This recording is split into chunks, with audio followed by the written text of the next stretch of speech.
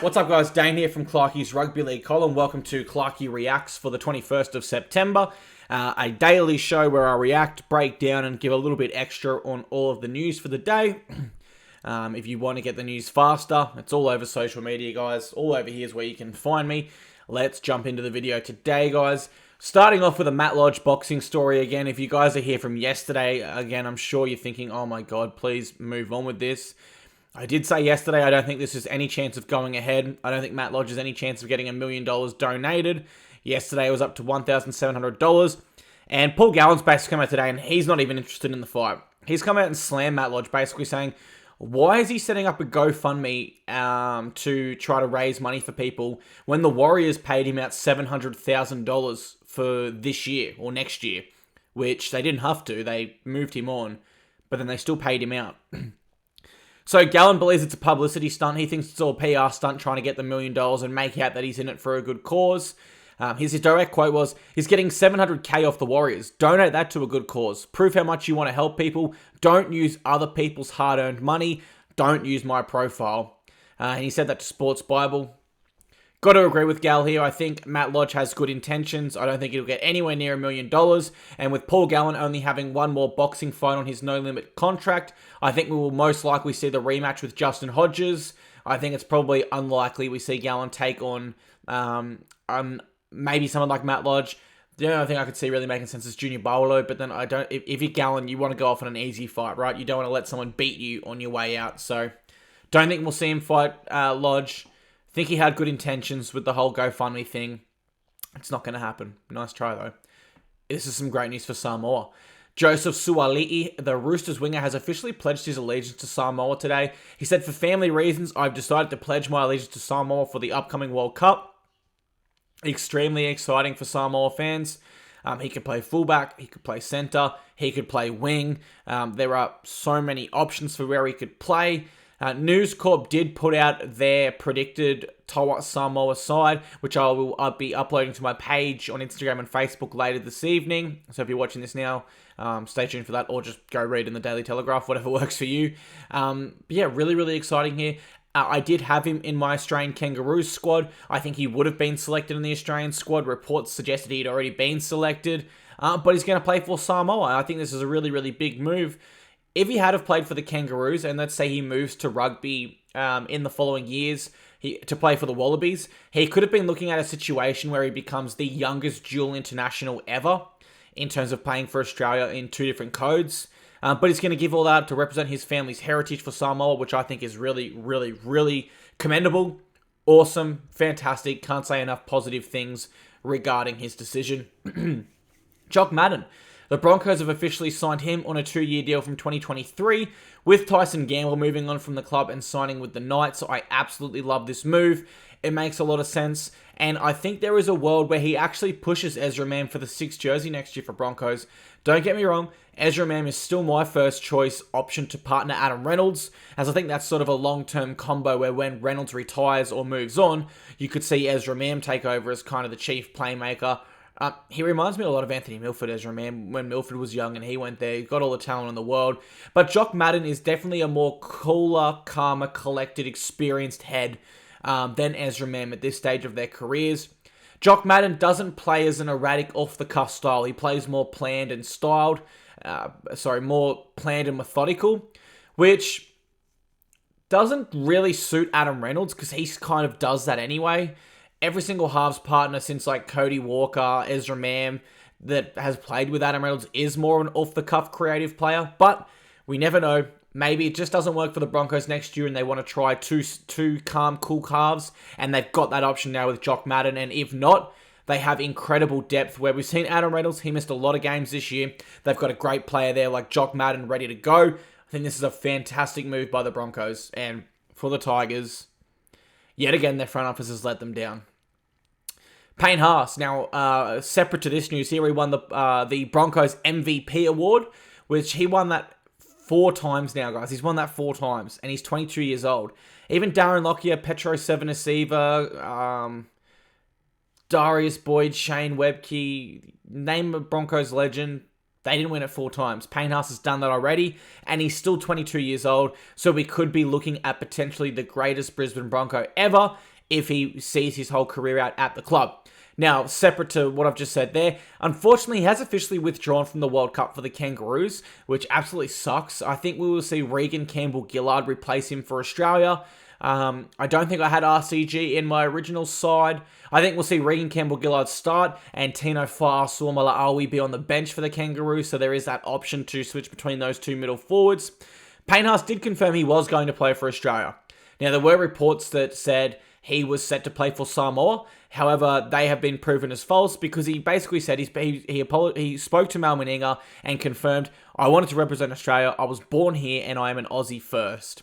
So big loss for the Kangaroos. They can still win the World Cup without him, but it will be a lot harder given he's the best prop in the world. In my opinion, it's between him and Joseph Tarpany and maybe James Fisher-Harris. The two of those play for the Kiwis, so for Australia, it's a huge loss.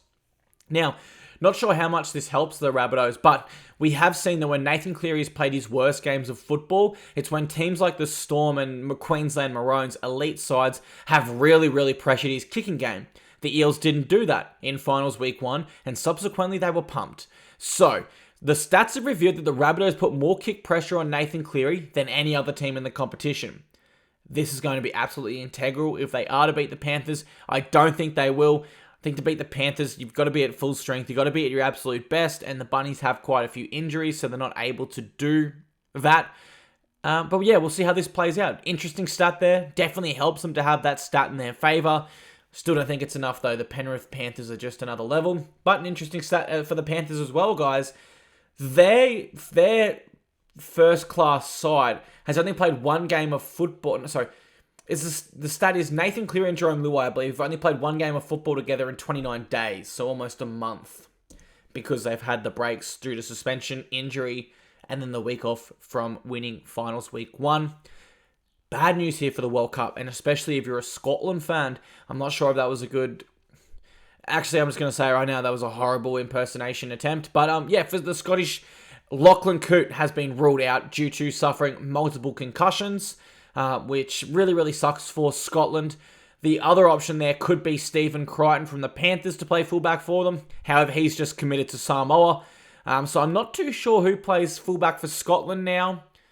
Could it be Ewan Aitken? I don't know. I don't watch enough Super League. Maybe there's a Super League fullback I'm not aware of who will fill that void there. But a big loss for the Scotland. Is it Bravehearts? Is that their name? Regardless, a huge loss. They're not having Lachlan Coote, who since leaving the NRL has gone on to win a Super League title also. More Super League news, and former Broncos half Brodie Croft has won the Man of Steel award, which is the Super League's Dally M equivalent as their best player. Does this say Brodie Croft is in crazy form? Does it say that it just shows how beneath the NRL the Super League level is? Fortunately, I think that's probably the case. I hate to say it, I hate to be so negative, but let's be honest, he's not winning the Dally M in the NRL. He's not even getting close. He's probably not even a starter, a half at a lot of NRL clubs. Similar path to Jackson Hastings, though, guys. When Jackson Hastings left the NRL and part of his redemption story, he did go for and play for Salford, take them to a grand final, and win the Men of Steel award. So Brodie Croft is definitely on a path of redemption where we might see him back in the NRL one day in great form like we did see Jackson Hastings this year. I certainly hope that's the case. I do think Brodie Croft has a lot to offer potential NRL clubs, and especially if he continues to improve like he is in the Super League. But just from what I last saw of him in the NRL, I don't think he was quite up to standard. But I don't watch Super League, guys, so it could be a very misguided comment, especially what I said before regarding him not being maybe a starter at a lot of NRL clubs. But if he stays on this trajectory, I think he can definitely return to the NRL and have some solid impact like Jackson Hastings. I just don't see an elite club picking him up when he returns. Yeah, I don't see him returning to the Melbourne Storm or the Sydney Roosters unless it's as depth. I think we'll more so see him return to a Titans or a Tigers or Warriors, more of a bottom sort of 8 dwelling club. Interesting one here via the Sydney Morning Herald. Brad Arthur says the Eels are planning to build the future of their club around Will Penasini. He said, Will's certainly someone the club wants to build around. Now, when was the last time in NRL history the club has been built around a centre? I paused then to think, was it Greg Inglis at the Rabbitohs, even though he was more of a fullback and sort of moved to the centres due to injuries and age? Don't understand this. I think it's kind words and flattery so that he re-signs with the club and doesn't go to Rugby Union, which by reports he is interested in doing, and Rugby Australia are interested in having him back and signing him. I can't see how you build the future of your club around a centre. I think he's a good centre, really sound defensively, great in attack, but centres do not typically have as much impact as a spine does, and this football side, whilst Clint Gutherson and Mitchell Moses remain contracted there, it's going to be their side. They're going to be the ones it's built around. You could even throw Dylan Brown in that mix. But what you can't throw in that mix, or who you can't throw in that mix, is Will Pinasini. Probably just flattery by the Eels here to desperately get him to re-sign. Bad news here for the Knights. Bevan French has officially turned down their contract offer and has re-signed with the Wigan Warriors until the end of 2024. I mean, by reports, he was going to play wing for the Knights. Why would you go to a bottom four side in the Knights, downgrade from fullback for less money to play on the wing, when you can re-sign in the Super League, continue playing your natural position at fullback where you want to play with a successful side that's consistently in the top four?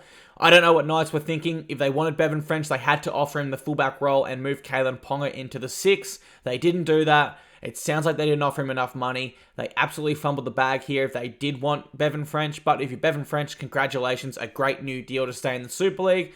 And I reiterate, I don't watch enough Super League to really say what that means for that competition or league.